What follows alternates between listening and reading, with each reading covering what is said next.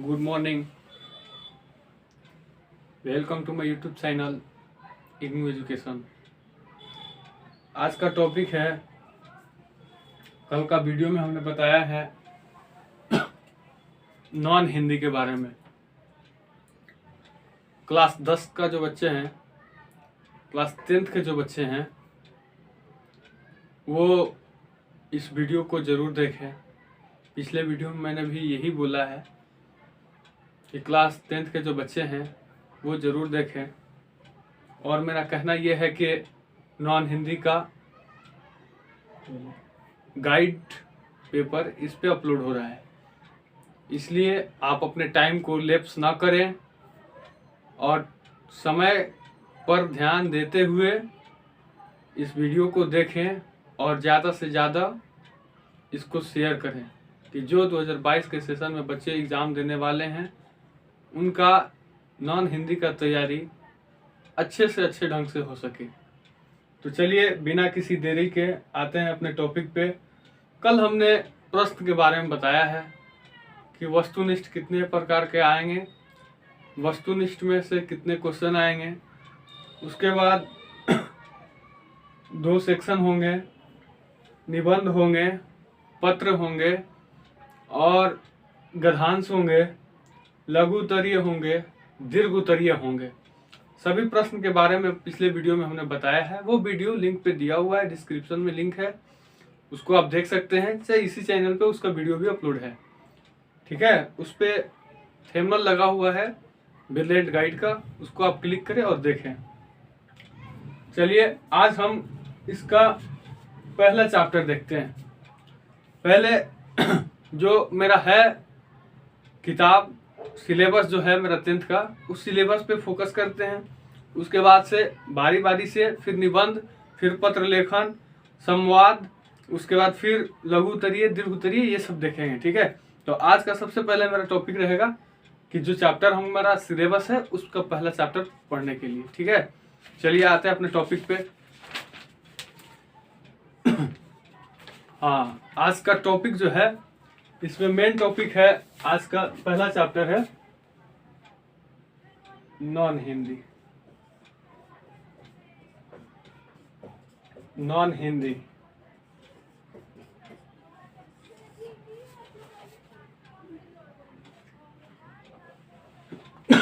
इसका पहला चैप्टर का नाम है सिर्फ सुने और सुन के आगे कॉपी रखें और इसको लिखें। अगर किताब नहीं है आपके पास में तो आप इसको लिखें। चलिए देखते हैं। इसमें लिखा है, तू जिंदा है तो जिंदगी में जिद पर यकीन कर, है कहीं स्वर्ग तो ला उसे जमीन पर। अगर आप जिंदा हैं तो एक छोटा सा मिसाल दे रहा हूं कि अपने 10th के एग्जाम पे भरोसा रखिए और इसे जितना ज़्यादा हो सके उतना ज़्यादा कोशिश कीजिए कि मैं जिंदा हूं, इसे जीतने की कोशिश करूं। इस चैप्टर से आपको ये शिक्षा मिलना चाहिए। तो देखते हैं, तू जिंदा है तो जिंदगी में जिद पर यकीन कर, है कहीं स्वर्ग तो ला उसे जमीन पर। स्वर्ग कहीं है तो उसे जमीन पर लाया जाए। तो ये लाएगा कौन? हम और आप लाएंगे। स्वर्ग जमीन पर ही है, मगर ये किसी को नजर नहीं आ रहा है। तो इसको ध्यान में रखते हुए इसमें पहले देखना है हमको साहित्यकार और विविधता। साहित्यक विधा, इसका मतलब होता है कि ये क्या है। जो तू जिंदा है तो जिंदगी में जिद पर यकीन कर, ये क्या है? कहानी है, कविता है, संवाद है। पिछले वीडियो में हमने बताया है, मगर इसको ये जो है कविता है। फिर से बता दे रहा हूँ कि ये कविता है। और पाठ परिचय इस पे लिखा हुआ है। आप अपना गेस्ट पेपर भी अगर ब्रिलिएंट का रखे हैं तो उसको सामने रख लें और पढ़ें। चाहे अपने दोस्त से भी ले लें कि दीजिए हम पढ़ रहे हैं, फिर आपको दे देंगे, या फिर चैनल को देख रहे हैं, इस चैनल को आप भी देखिए, आप भी पढ़िए, एक साथ बैठ के तैयारी कीजिए तो अच्छा होगा। तो या फिर अकेले में पढ़ रहे हैं तो उसको लेके आए और 1 घंटा आप अपना टाइम दे दें, फिर उसको अगले टाइम में उसको दे दें। इस तरह भी होता है। पाठ परिचय प्रस्तुत, कविता गहरे जीवन, राग और उत्सव को प्रकट करती है। इस जीवन में राग में अतीत से दुखदायी पलों को भूलकर आशा और जीत की नई दुनिया का स्वागत करने की प्रेरणा है। बात समझ में आ रही है? यही चीज है। और इसका रचनात्मक कार्य रचनात्मक कार शंकर शैलेंद्र जी हैं, ये लिखा हुआ है। वो वीडियो को देखेंगे तब ये समझ में आएगा, ठीक है। तो उसमें लेक्चर 1 डाल देते हैं, इसमें लेक्चर 2 डाल देंगे, ठीक है। तो शंकर शैलेंद्र जी इसका रचनात्मक है। अब फिर देखना इनका पूरा नाम, तो इनका पूरा नाम है शंकर दास केसरी लाल शैलेंद्र, ठीक है। जन्म 23 अगस्त 1923 में हुआ इनका जन्म। रावलपिंड, वर्तमान में ये कहाँ है? रावलपिंड अपने इंडिया में नहीं है। रावलपिंड वर्तमान में पाकिस्तान के हिस्से में चला गया है, जो अभी पाकिस्तान में है, मगर ये थे तो 1923 में हमारा देश अलग थोड़ी हुआ था, विभाजित थोड़ी था, उसे मैं एक ही में था, तो वो इंडिया के थे, इंडिया के ही हैं, और इंडिया के चैप्टर में ही उनका जिक्र है, ठीक है। तो वर्तमान में ये पाकिस्तान में है, मगर वो जब थे तो अपना इंडिया में ही थे, ठीक है। और इसमें सुप्रसिद्ध कवि के साथ साथ हिंदी सिनेमा के एक जाने माने गीतकार भी थे। हिंदी गाने का जो सिनेमा बोलते हैं उसको, उनका एक बहुत बड़ा सा गायकार भी थे, उनका गाना वगैरह भी आता था, सिंगर थे, बहुत अच्छा कलाकार थे। इन्हें 3 बार सर्वश्रेष्ठ गीतकार का फिल्म फेयर पुरस्कार भी मिला था, 3 मरतबा इन्हें पुरस्कार भी मिला है, ठीक है। किताब में भी लिखा हुआ है, बस इनके बारे में जानना है। और ये कहानी अगर डिटेल्स पढ़ना है तो कक्षा 8 का जो हिंदी का किताब है उसको आप लेके पढ़ ले, ये आपको समझ में आ जाएगा, ठीक है। अभी सिर्फ गेस्ट पेपर का तैयारी वाला, अगर ऐसे ज्यादा लेंगे तो ज्यादा समय लेंगे तो ज्यादा दिक्कत होगी, इसलिए थोड़ा सा कम समय में ज्यादा तैयारी करें तो बेटर होगा। फिर आगे आते हैं अपने टॉपिक पे। रचनात्मक कार की मुख्य कीर्तियां: तू जिंदा है तो, न्याय और चुनौती, कविता, संग्राम, अनेक फिल्म गीत है, ठीक है। इसमें गीत भी है और संगीत भी है, ठीक है। ये चैप्टर आपका खत्म हो चुका है, इसका सिर्फ टॉपिक देख लेते हैं। रचनात्मक कार देख लिए और साहित्य विधि देख लिए, पाठ परिचय देख लिए, पूरा नाम उनका भी देख लिए, जन्म स्थान वगैरह देख लिए। अब इस किताब को पढ़ेंगे, इससे रिलेटेड जो भी आएगा क्वेश्चन आप उसको सॉल्व कर सकेंगे, ठीक है। अगला चैप्टर है इसमें का ईदगाह। ये एक कहानी है जिसमें अपने अम्मा को वो सिंठा ला के देते हैं, जैसे कि रोटी पकाते हैं ना तो हाथ नहीं जलेगा। इस कहानी को अगर पढ़ें ना बहुत अच्छा सीख मिलेगा कि हमें अपने से बड़ों की कैसे दुख संकट में काम आना है, इससे आपको ये शिक्षा मिलेगा। ईदगाह बहुत अच्छा चीज है। साहित्यिक विधि कहानी, उसको क्या हुआ था ना, मतलब ये कहानी हम लोग पढ़े हैं, इस तरह से वीडियो नहीं बना, कहानी को हम लोग पढ़े हैं। उस बच्चे को मेला देखने के लिए मात्र 2 रुपये मिला था, तो उन्होंने सोचा कि खाएंगे तो बहुत कुछ खा सकते हैं, इसलिए 2 रुपये का अपने अम्मा को सिंठा ले लेते हैं। सिंठा जो कि जलेबी देखते हैं ना, उसको सिंठा से पकड़ा जाता है, तो वही सिंठा खरीदा 2 रुपये में, मात्र 2 रुपये में लेके गया और अपने अम्मा को हाथ जलने से बचाया इस बच्चे ने, और लेके गया। अम्मा ने उसे शाबाशी दी। तो ये जिंदगी में कुछ करने की चेष्टा रखते हैं इंसान, तब जाके होता है, ठीक है। उसको हम लोग किताब को पढ़े हैं। अब इस ईदगाह में साहित्यिक विधि देख लेते हैं। ये कहानी है और पाठ परिचय। प्रस्तुति कहानी ईदगाह बाल मनोविज्ञान पर आधारित है। यह कहानी वंचित बचपन के परिस्थितियों पर मार्मिक ढंग से टिप्पणी करते हैं, ठीक है। ये पाठ परिचय हो गया। और रचनात्मक कार प्रेमचंद प्रसिद्ध उपन्यासकार कहानीकार हैं, ये प्रेमचंद जी इसको लिखे थे, ठीक है। इनका भी जन्म 31 जुलाई 1880 लमही वाराणसी उत्तर प्रदेश में हुआ था, वर्तमान में भी वही है, ठीक है। तो इनका जन्म याद रखेंगे, कहीं पूछ भी सकता है। जन्म 31 जुलाई 1880 लमही वाराणसी जिले में उत्तर प्रदेश राज्य में हुआ है, ठीक है। और मृत्यु 8 अक्टूबर 1936 वाराणसी के उत्तर प्रदेश में हुआ। इन्हें कलम का सिपाही और उपन्यास का सम्राट के नाम से जाना जाता है। इन्हें दो शब्दों से जाना जाता है। वो शब्द क्या है तो ये हम बताते हैं। इन्हें कलम का सिपाही, ये जो कलम हो गया मतलब सपोज डेट, ये तो मार्कर है, मगर कलम इसका सिपाही बोला गया इनको, ये भी बात याद रखने की जरूरत है। इन्हें कलम की सिपाही कहा गया और उपन्यास का सम्राट भी कहा जाता है, इसी नाम से इन्हें जाना भी जाता है। रचनात्मक कार और कीर्तियां कहानी पूस की रात, नामक और दरोगा, कफन, बड़े घर की बेटियां, शतरंज की खिलाड़ी इत्यादि उपन्यास गोदाम, सेवा सदन, रंगभूमि, निर्मला इत्यादि, इस तरह का बहुत सारे कहानी इन्होंने लिखा है, उपन्यास लिखा है। ये एग्जाम्पल में था जो हमने पिछले बोल चुका है, फिर से बोल दे रहे हैं। रचनात्मक के तौर पे पूस की रात, ये भी एक हिंदी के चैप्टर है, और नमक का दरोगा, कफन, बड़े घर की बेटियां, शतरंज की खिलाड़ी इत्यादि, ये रचनात्मककार जो थे ये सब कहानी की रचना किए हैं। इन्होंने ही लिखा है इस कहानी को। और उपन्यास के रूप में इन्होंने गोदाम, सेवा सदन और रंगभूमि, निर्मला इत्यादि भी लिखे हैं। चलिए बिना किसी देरी के फिर एक अगला टॉपिक देख लेते हैं। ये सब सिर्फ सुनेंगे और आगे बढ़ेंगे, ये नहीं कि कैसे हुआ, तो उसके लिए किताब आपको टाइम है तो पढ़िए, नहीं तो फिर इसी को देख लीजिए और आगे बढ़ते चले जाइए। एक ही चीज में बार बार लगेंगे तो दिक्कत होगी, ठीक है। आते हैं अपने टॉपिक पे। कर्मवीर तीसरा चैप्टर है। चैप्टर भी याद रखेंगे। पहला चैप्टर में तू जिंदा है ये हो गया, और दूसरा चैप्टर में ईदगाह हो गया, तीसरा चैप्टर में कर्मवीर है, ठीक है। इसका साहित्य विधि देख लेते हैं। ये एक कविता है और पाठ परिचय। सारांश, कर्म के प्रति निष्ठा और व्यक्ति की सफल का निर्धारण करती है। बाधाएं व्यक्तित्व को निखरने का काम करती है, और कविता बाधाओं से जूझते हुए उन कर्मशील लोगों की बात करती है जो सभ्यता संस्कृति का निर्णय करते हैं। इसका रचनात्मक अयोध्या सिंह उपाध्याय जो कि चारों वेद पढ़ाते हैं। वेद में मतलब जो कि पंडित जी होते हैं ना, वो वेद पढ़ाते हैं, उनको उपाध्याय का टाइटल दिया जाता है, ठीक है।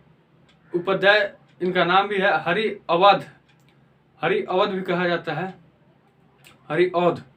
जन्म इनका 15 अप्रैल 1865 की ईस्वी में हुआ। आजमगढ़ उत्तर प्रदेश, आजमगढ़ जिले में उत्तर प्रदेश के राज्य में हुआ था उत्तर प्रदेश राज्य में हुआ था। और मृत्यु 16 मार्च 1947 ईस्वी में इनकी मृत्यु हो गई। इन्हें हरि औध की खड़ी बोली का प्रथम महाकवि माना जाता है। खरा बोलने वाले इंसान बहुत अच्छे होते हैं, जो कि जो भी बात होगा, गलती होगा, सही होगा, आपके मुंह पे बोल देंगे।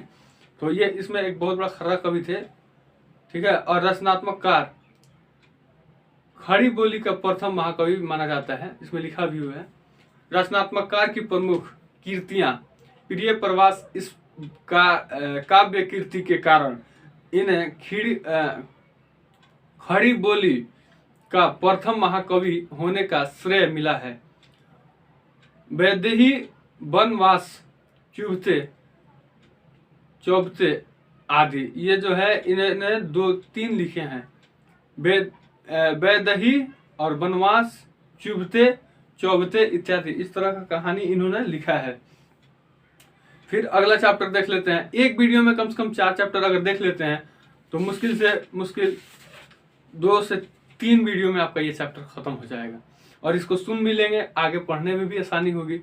तो जब वस्तुनिष्ठ प्रश्न समझाएंगे तो उसमें आपको समझने की जरूरत होगी, आप देख भी सकते हैं, पढ़ भी सकते हैं, ठीक है। तो तीसरा चैप्टर कर्मवीर था। चौथा चैप्टर हो गया बाल गोविंद भगत, ठीक है। साहित्य विधा, रेखा चित्र, ये कहानी, कविता और रेखा चित्र भी एक अलग है, ठीक है। दोहा भी एक अलग है, सबका अलग अलग अर्थ होता है, सबका अलग अलग नियम होता है। इसमें देखते हैं फिर पाठ परिचय, सारांश, प्रस्तुति, रेखा चित्र। बाल गोविंद भगत के धर्म इस मर्म के उद्घाटन करते हैं। धर्म पालन, आडंबरों की अनुष्ठानों के निर्वाह में नहीं बल्कि आचरण की पवित्रता और शुद्धता में है। रचनात्मक, इस बाल गोविंद भगत जो है, ये चैप्टर का रचनात्मक कौन है, तो ये मैं बता रहा हूँ, इनका रचनात्मक रामवृक्ष बेनीपुरी है, ठीक है। इनका भी जन्म देख लेते हैं। 23 दिसंबर 1899 बेनीपुर मुजफ्फरपुर में हुआ था। बेनीपुर मुजफ्फरपुर जिला, बेनीपुर गांव है, मुजफ्फरपुर जिला है, और बिहार आपका राज्य हो गया, ठीक है। और मृत्यु 9 दिसंबर 1968 में हुआ। हिंदी साहित्य के सुलेक्तर युग प्रसिद्ध साहित्यकार थे। ये एक सच्चे देशभक्त और क्रांतिकारी भी थे। इन्होंने भारतीय स्वतंत्रता संग्राम, ये इतिहास में भी पढ़ने को मिलेगा आपको, संग्राम के 8 वर्ष जेल में बिताए। अब बताइए, अपने भारतीय स्वतंत्रता संग्राम के समय में इन्होंने 8 साल अपना जीवन जेल में ही बिताई है। ये सब कहानी सीखने को मिलेगी। ये सब मेहनत करने वाले इंसान थे। आज के डिजिटल इंडिया में हैं, पढ़ रहे हैं, पढ़ने के लिए तो सब कुछ ठीक है, सुविधा आपको मोबाइल देती है, ये सब ठीक है, बशर्ते ये नहीं कहते कि आपका जीवन इसी पे आधारित हो जाए। ठीक है, आप थोड़ा सा पूर्वजों के पास बैठें, शिक्षा लें और किताब के आगे जरूर झुकें, जरूर पढ़ें। ठीक है, आगे देखते हैं। मृत्यु देख लीजिएगा, मृत्यु 9 दिसंबर 1968 में हुआ। हिंदी साहित्यकार, श्लोकोत्तर युग प्रसिद्ध साहित्यकार थे। इन्हें एक सच्चे देशभक्त और क्रांतिकारी भी थे। इन्होंने भारतीय स्वतंत्रता संग्राम के 8 वर्ष जेल में बिताए, ये भी तो हम लोग पीछे भी बोल चुके हैं। और आगे देखते हैं, रचनात्मक कार्य की प्रमुख कृतियां गेहूं और गुलाब, पतियों देश में माटी, अमर ज्योति आदि। इस तरह का इन्होंने कहानी भी लिखा है, कविता भी लिखी है, दोहे भी लिखी है। ठीक है, अरुण की जल प्रताप, ये भी एक अगला चैप्टर है, इसको भी देख लेते हैं। साहित्य में यात्रा विंतर लिखा हुआ है। और पाठ परिचय सारांश, सामान्यतः यात्रा वृत्तित और पारंपरिक रूप से महत्वपूर्ण धार्मिक और सांस्कृतिक स्थानों पर वर्णन किया जाता है। वरुण की जल प्रताप आदिवासी संस्कृति, जनजाति विद्रोह, इतिहास में पढ़ेंगे तब पता चलेगा। मतलब जनजाति में जो विद्रोह वो अलग हो गया, इसी में जाति जो है वो आदिवासी जाति से समृद्ध, आदिवासी जाति जो है उसी के, आदिवासी का जो संस्कृति होता है, जैसे रहन ढंग होता है उन लोग का, उसी संस्कृति से इन्होंने मिले हुए थे, उससे जुड़े हुए थे। ठीक है, आदिवासी संस्कृति की विशिष्टता के उभारने वाला यात्रा वृत्तांत है। रचनात्मक इसका लिखने वाले थे कामता प्रसाद सिंह। इसका रणुण का जल प्रताप, उसका रचनात्मक जो है कामता प्रसाद सिंह थे। इनका भी जन्म देख लेते हैं, 1916 ईस्वी, भवानीपुर औरंगाबाद बिहार में हुआ है। भवानीपुर गांव हो गया, औरंगाबाद जिला हो गया, बिहार के थे वो, अपना राज्य हो गया। और निधन 1863 ईस्वी में हुई। कहाँ हुई, कब हुई, ये सब मतलब एक सन दिखाया गया है, तारीख वगैरह नहीं दिखाया गया है। प्रसिद्ध गद्य लिपि कामता प्रसाद सिंह काम ग्रामीण समुदाय के रचनात्मक थे। प्रस्तुत पाठ के लेखक अरुण के झरना की सुंदरता और प्राकृतिक दृश्य के विशिष्टता के साथ उद्घाटन किया। रचनात्मक की प्रमुख कृतियां और निबंध, इन्होंने 4 चीज भी लिखी है। निबंध भी है इनका, निबंध हो गया, कहानी हो गया, कविता हो गया, यात्रा वृत्तांत हो गया। ठीक है, ये 4 चीज भी लिखे हुए हैं। हृदय और मानसिक, मेरा घर, ये कविता हो गया। और कहानी में देखते हैं, प्रेरित किसान की ओर से, ये कहानी हो गया। पठन का बच्चा, हरिया की होली, यात्रा वृत्तांत हो गया। और घूमखंड, करुण जल प्रताप इत्यादि, ये सब मतलब कहानी, कविता और यात्रा वृत्तांत, निबंध, ये 4 चीज इन्होंने लिखा है। अब हम नेक्स्ट वीडियो में पढ़ेंगे बिहारी के दोहे, ठेस और बच्चे की दुआ। ठीक है, तो आप अगर किताब लिए हुए हैं तो उसको पढ़ लें, नहीं तो इस गेस्ट पेपर को देख के सिर्फ आगे बढ़ सके और आगे जितना से जितना हो सके इस गेस्ट पेपर की तैयारी करें। मिलते हैं इसी चैनल पे अगले वीडियो के साथ। हिंदी के ही चैप्टर रहेगा, हिंदी विषय भी रहेगा, हिंदी के 4 चैप्टर तो इस पे दिखा दिए, 5वें चैप्टर के साथ हम इसी चैनल पे आएंगे। ठीक है, मिलते हैं अगले वीडियो के साथ।